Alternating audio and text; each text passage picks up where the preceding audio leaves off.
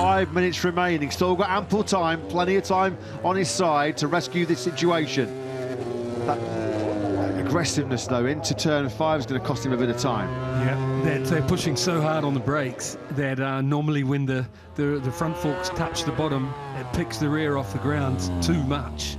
And yeah, goes sideways. When it touches the ground again, it rips back into line really, really violently. This bike was moving around there on the brakes going into turn 10. Normally, it's on rails, isn't it, Bagnaya's factory Ducati? But you can just see how he's having to fight for every thousandth of a second here. But look at it, he's made up so much in that second half a lap, and if he's going to get another lap, if he puts it together, he's going to be impressive. He'll be fastest. He ain't a double MotoGP world champion for nothing, isn't he? That's why he's got the #1 plate on the factory Ducati.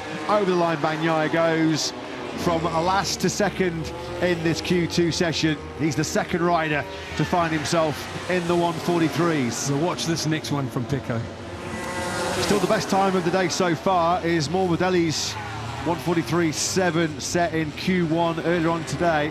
Acosta and Bagnaia have come very, very close to beating that benchmark. Gian Antonio gets himself in the high 43s as well. That's brilliant, isn't it, by the VR46 racing rider. But here comes Marc. Here comes Marquez on the Gresini Ducati. I've been raving about how Pecco and Acosta look on entry and mid-turn with the front ends. They look amazing, and really impressed with Pedro Acosta. Marc doesn't look as comfy. I mean, he's going incredibly fast like he can. He's riding around problems, but it doesn't look as good on the front end as the other two. Just 2 pole positions so far this season on the Ducati for Marquez. Pole in Jerez, pole in Aragon, where he went on to do the clean sweep, didn't he, of the sprint victory and the Grand Prix victory. His first in 1,043 days. Is this going to be pole position number 95 of his career for Marquez? It will be pole number 67 in the Premier class. Hot laps coming in left, right and centre here in Motegi. One of them being fired in by the world champion Bagnaia, looking good. Maverick Vinales looking strong as well on the factory Aprilia. Top Gun needs a top lap as well because he's now down in 12th place. Bagnaia is going to be down in the low 143s here. The best time of the weekend so far was Binder's fastest yesterday, 143.436. Is this the best lap of the weekend from Bagnaia? It certainly is, 143.264. And Marc, he's going to do something special. Vinales goes second, and Marquez into the 42s we go. He's happy Marc with that. Marquez with a showstopper in Japan, 42.868. And that is a new all-time lap record. He's saying, take that. Brilliant, what a job. Spots of rain, light rain, I'll take the all-time lap record, thank you very much, says Marc Marquez. What a lap that was.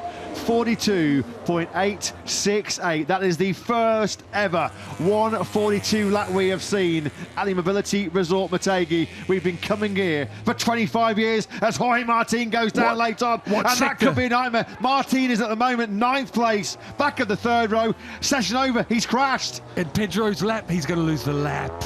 Pedro is on it, and he's gone through a yellow flag, so that lap's going to get taken away. Jorge Martin, at best, will be starting the sprint and the Japanese Grand Prix from the back of the 3rd row. He could be squeezed back onto row 4 here. Turn 9 has caught out Martin. He slams, gives himself a tap on the head there. So frustrated. Frustration as well, as Simon mentioned, with the yellow flags that will come out and stop other riders improving. But Jorge Martin then, at the moment, 9th on the grid in the Japanese Grand Prix. His main championship rival, Pecco Bagnaia, on the front row in 2nd. We said this could be a dramatic qualifying section here in Japan. That's exactly as it's panned out to be. The first ever 142 lap fired in by Marc Marquez. Seconds later, world championship leader Jorge Martin crashes and will start at best 9th. Acosta, 143.018. He's back up in the 2nd place. Wow, what a session this has been once again in MotoGP. We love Saturday mornings, don't we, in MotoGP in 2024. Bagnaia's made a mistake.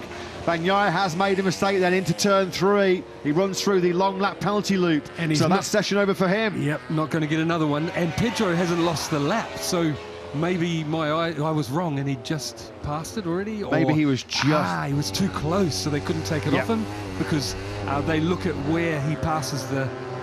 no time to react. No time to react, where he passes the LED panel that shows, and if he's already at the panel when it comes on, can't react, so they don't take your lap away. Second on the grid, 10th and a half behind Marc Marquez. Has Marquez got pole covered? That pole position at number 95. What a lap that was in the gloomy skies. Well, he has lit up Motegi, hasn't he, this morning, Marc Marquez? Just so impressive what Marc has done, you know, and like I said, tricky conditions, and where I don't think he's completely happy with the bike and setup, and he just makes it happen. And look at this mistake, the mistake by Martin. Pedro. The mistake by Martin is going to have massive consequences. What's he's going on? He's back on the third, back on the fourth row. Marc's lap's gone. Marc Marquez's lap has gone. It's been cancelled. Was he exceeding track limits? What happened? Well, you don't need to be a lip reader there, do you, to see what Frankie Carcelli was saying, his crew chief. So it's got to be track limits or flag. It can only be those two, right? Yeah. Well, Marc Marquez then now back in 9th, and that's it. He's back out on circuit. Checker flags out. Oh, he exceeded the track limit at turn 4. Oh, can you believe it? So we thought he got a historic 1:42. You know what? They wouldn't take it off him unless they've got proof, meaning image of him on the green. Otherwise, they would not have done Simon, it puts Pedro Acosta on pole.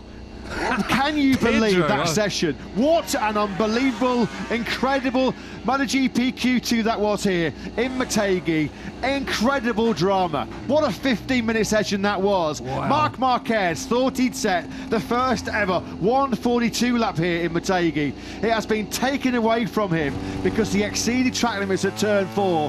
What that means then, it puts Pedro Acosta on pole position for the first time in MotoGP with a new all-time lap record himself at 1:43.018 on the front row with Pecco Bagnaia.